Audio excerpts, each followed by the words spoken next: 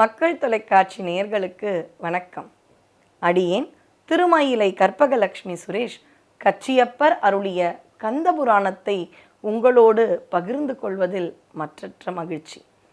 நாம் எந்த தருணத்தில் எப்படி அந்த சோதனை கச்சியப்பருக்கு குமரக்கோட்டத்தில் காஞ்சியில் சாதனையானது அப்படின்ற தருணத்தை தான் ரசிச்சுட்டு வரும். திகழ் தசம், திகழ்கின்ற 10 கரங்கள், அதை திகடசம் அப்படின்னு சேர்க்கக்கூடாது என்பது தொல்காப்பிய இலக்கண விதிக்கு முரணானது, மற்ற இலக்கண விதிகளுக்கும் முரணானது என்று புலவர்கள் எதிர்த்து விட்டார்கள். மன வலிமையோடு இறைபக்தியோடு சென்ற அந்த கச்சியப்பர் கனவில் முருகனே வந்து நான் அருள்வேன் என்று சொன்னதால் அவர் அந்த நம்பிக்கையோடு நாம இருந்தால் முதல்ல முருகா நீ போய் சொல்லிடுறியா, அதுக்கப்புறம் நான் வரட்டுமா, இப்படிலாம் ஏதோ சந்தேகப்பட்டு கேள்விகள் கேட்போம். அந்த நம்பிக்கை என்பது ஒன்று இருந்தால் மட்டும்தான் அருளாளர்கள் இன்றும் பேசப்படுகிறார்கள். இன்னும் ஒன்று சொல்ல வேண்டும் என்றால் நேயர்களே, பக்தி என்பதே நம்பிக்கை தானே. இந்த கல்லுக்குள் கடவுளா, இந்த பூவுக்குள் கடவுளா, இல்லை இந்த செவிற்றுக்குள் கடவுளா என்றால் அதுதான் என்னுடைய நம்பிக்கை தான் என்னுடைய பக்தியை அளக்கின்றது. செவிற்றுக்குள்ளும் தூணுக்குள்ளும் கடவுள் இருக்கின்றான் என்ற பிரகலாதனின் பக்தி தானே அவனை இன்றளவும் அந்த அளவு பேச வைக்கின்றது.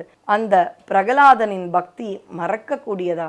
இங்க பாருங்க, இவர் வருகின்றார். திகட சக்கர செம்முகம் ஐந்துளான் சகட சக்கர தாமரை நாயகன் அகட சக்கர விண்மணியாவுரை விகட சக்கரன் மெய்ப்பதம் போற்றுவாம்னு ஆரம்பிச்சிட்டார். திருப்பியும் புலவர்கள் இல்லப்பா முதல்ல சொல்லு அப்படின்னு சொன்ன உடனே இருங்கள் இறைவா முருகான் கண்ணை மூடுறார். உடனே அந்த இடத்துல ஒருத்தர் வரார், ரொம்ப சத்தத்தோட வரார். யாருன்னு பார்த்தா குண்டலம்லாம் அணிஞ்சுண்டு ரொம்ப அழகா பட்டாடை தரித்து கொண்டு வரார். ஏன்னா நம்ம மனசுல ஒரு விஷயம் இருக்கும், புலவர்கள் என்றாலே ரொம்ப ஏழ்மையா இருக்கிறவங்கள தான் நம்ம கற்பனை பண்ணுவோம். திருவிளையாடல் திரைப்படத்துல கூட பிரிக்க முடியாதது என்னவோ அப்படின்னு சொல்லும் பொழுது புலமையும் ஏழ்மையும் அப்படின்னு சொல்லுவோம் இல்லையா, அப்படிலாம் இல்லையா. பட்டு பீதாம்பரத்தோட ஒரு புலவர் வந்து பகட்டா வரார். அவரை பார்த்தாலே ரொம்ப பெரிய பணக்காரரோ, புலவர் மகத்துல இவ்வளவு அழகா அப்படிலாம் தோணுமா. ஏன்னா புலவர்கள்னு இருக்கும் பொழுது பொதுவாக பாண்டிய நாட்டு புலவர்கள் தான் நிறைய நூல்களை கொடுத்திருப்பார்கள். அவர்கள்லாம் பார்க்க ரொம்ப ஒல்லியாக தான் இருப்பாங்களாம். ஏனென்றால் அவர்களுக்கு புலமை, அறிவு, இலக்கியம் இதெல்லாம் தான் முக்கியமாக அங்கே இருக்கும் அந்த சோரை காட்டிலும். அதனால தானே வள்ளுவர் எழுதியிருக்கின்றார், செவிக்கு உணவில்லாத போது சிறிது வயிற்றுக்கு ஈயப்படும் அப்படின்னு சொல்லிட்டு. இந்த புலவர் பார்த்தீங்கன்னா ரொம்ப அழகா வட்டமான முகம், அழகா இருக்காராம். இப்போ வந்து அது யாராக இருக்கும் என்பது சொல்லித்தான் தெரிய வேண்டுமோ என்னவோ. வராரு, தலைப்பாக என்ன பட்டு பீதாம்பரம், அவர் மேலாடை என்ன பட்டோடு வந்தாராம். என்ன இங்கே சலசலப்பு, இங்கே ஏதோ யாரோ ஒருத்தர் முருகனே அருளி செய்து இங்கே கந்தபுராணம் என்பதை அரங்கேற்றம் செய்ய போகிறார் என்று கேள்விப்பட்டு நான் சோழ நாட்டில் இருந்து வருகின்றேன் அப்படின்னு சொன்னாங்களாம். உடனே அவர் வாருங்கள் வாருங்கள் உட்காருங்க அப்படிதான் சொல்லி ஒருத்தர் ஆரம்பிச்சாரு. முதல் விதியே ரொம்ப தவறா இருந்தது, அதனால தான் அவரை கேள்வி கேட்டிருக்கோம். இன்னைக்கு அவர் பண்ண போறாரா இல்லையான்னு தெரியல. உட்காருங்க. அச்சுச்சோ, முருகனே கொடுத்த அடியெல்லாம் நம்ம சோதிக்கலாமா? யாருக்குங்க தெரியும் முருகன் கொடுத்தது அப்படின்னு ஆரம்பிக்கிறாங்க. அப்படியா அப்படின்னு சொன்ன உடனே எல்லாரும் மறுபடியும் கச்சியப்பரை கேட்குறாங்க. அது எப்படிப்பா திகழ் தசம் கரம் என்பது திகடசம்னு மாறுது, இது எங்களுடைய இலக்கண விதிக்கு முரணானது, நேரம் தாழ்த்தாதே எழுந்துக்கொள் அப்படின்றாங்க. உடனே வந்த புலவர் சொல்றாராம், நிறுத்துங்கள், இதுக்காகவா அந்த முருகனுடைய அருளால் எழுதப்பட்ட அந்த மகானுபாவர்களை கேட்பீர்களா? இதுக்கு உங்களுக்கு தெரியுமா? ஆமா இது எனக்கு தெரியுமே அப்படின்னு சர்வசாதாரணமா சொல்றாராம். அப்படியா? ஓ, இங்க இருக்கிற இந்த புலவர்களுக்கெல்லாம் தெரியாதா அப்படின்னு சொல்லிட்டு வீர சோழியம் அப்படின்ற ஒரு இலக்கண நூல் இருக்கு. இது எங்க இருக்குன்னா அதாவது தஞ்சை தரணிலலாம் இருக்கிற ஒரு புகழ்பெற்ற வீர சோழியம் அப்படின்ற இலக்கண நூலில் 18வது நூல்பாவில் அந்த இடத்துல இந்த ஒரு விதி நாம அனுமதிக்கலாம்.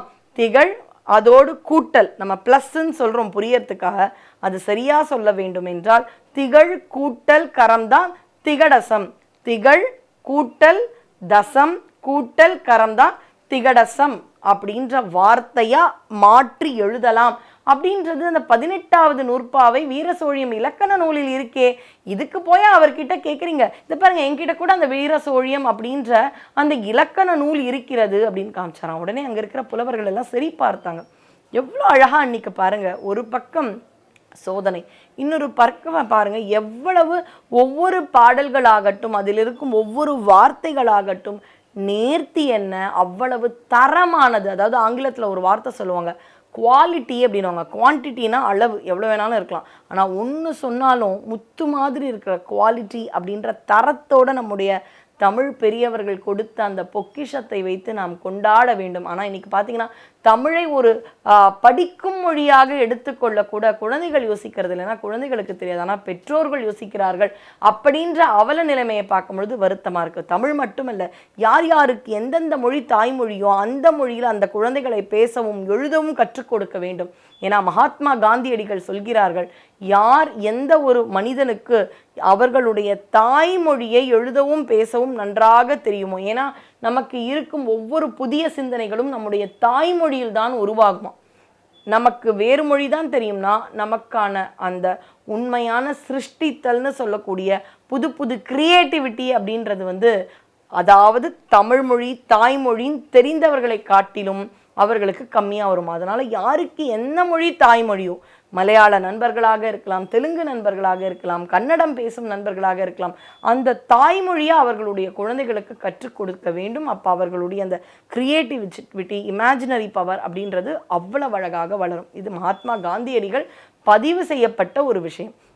இவர் சொன்ன உடனே அப்படியா, அப்படிப்பட்டவரை நம்ம சந்தேகித்து விட்டோமே, இந்த விஷயம் வீர சோழியம்ன்றது எங்களுக்கும் தெரியாது. ஏன்னா இது பல்லவர்கள் ஆண்ட பகுதி இந்த காஞ்சிபுரம் என்பது.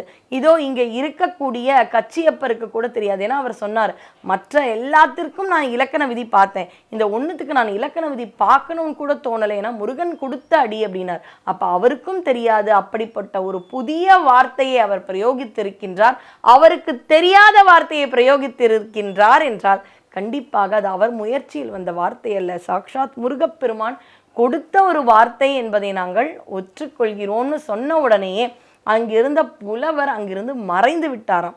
இதை காட்டிலும் என்ன அவருடைய உயர்வுக்கு ஆஹா வந்திருந்தது. அப்ப சாக்ஷாத் முருகப்பெருமான் அவர் மறைந்து விட்டார் என கூட்டமே அவரை யானை மீது அமர்த்தி அப்படியே ஊர்வலமாக சென்று, நாங்கள் உங்களுக்கு கொடுத்த சோதனைகளையும் அவமானங்களையும் மறந்து எங்களுக்கு அற்புத கந்த புராணத்தை நீங்கள் சொல்ல வேண்டும் நாங்களாம். இப்படி யாரெல்லாம் அற்புதமாக புலவர்களாக இருக்கிறார்களோ அவர்களுக்கு ராஜ மரியாதைன்னு உண்டு. அதாவது காளிதாசன் கிட்ட அந்த திரைப்படத்துல ஒரு பாட்டு வரும், யார் தருவார் இந்த அரியாசனம், அரசனுக்கு நிகரான சரியாசனம்ன்ற ஒரு பொருள்பட பாடல் வரும் இல்லையா. அப்படி சேக்கிழார் பெரிய புராணம் அழகா நிறைவு செய்தாராம். 4000 சில்லறை பாடல்கள் அவர் நிறைவு செய்த உடனே அங்கிருந்து அனபாய சோழன் அவரையும் அவர் எழுதிய தொண்டர் புராணத்தையும் எடுத்து யானை மீது, ராஜ யானை மீது வைத்து பின்னாடி அனபாயன் அமர்ந்து அந்த சேக்கிழார் அந்த பெரிய புராணத்தை வைத்து கொண்டாராம். பின்னாடி இருக்கிற அனபாயன் அவருக்கு சாமரம் வீசி வந்தானாம். ஒரு அரசனும் இப்படி சாமரம் வீசி புலவருக்கு மதிப்பு கொடுக்கிறார்கள் என்றால் அந்த காலத்தில் இருந்த கடவுள் பக்தி, ஆன்மீகம், புலமை, தமிழ் இதுக்கெல்லாம் கொடுத்த ஒரு முக்கியத்துவத்தை நினைக்கும் பொழுது நமக்கு மிகவும் சிலிர்ப்பூட்டுகிறது. அப்படி அங்கே காஞ்சி வாழ் மக்களிடையே பெரும் புகழ் பெற்றார், பெரும் மதிப்புக்கு பாத்திரமானார். யாரெல்லாம் கேள்வி கேட்டார்களோ அவர்கள் அத்துணை பேரும் ஒத்துக்கொண்டார்கள். இது முருகப்பெருமான் கொடுத்த அடி, முருகப்பெருமான் சிரிப்பார்த்த ஒரு காவியம். இதை நாம் தொடர்ந்து கச்சியப்பர் வாயிலாக கேட்கின்றோம் காஞ்சிபுரத்தில் என்றால் எவ்வளவு பாக்கியம் செய்தவர்கள் என்று ஒத்துக்கொண்டு அவருக்கு மரியாதை செய்து அவருடைய அரங்கேற்றத்தை தொடக்கச் செய்தார்களாம்.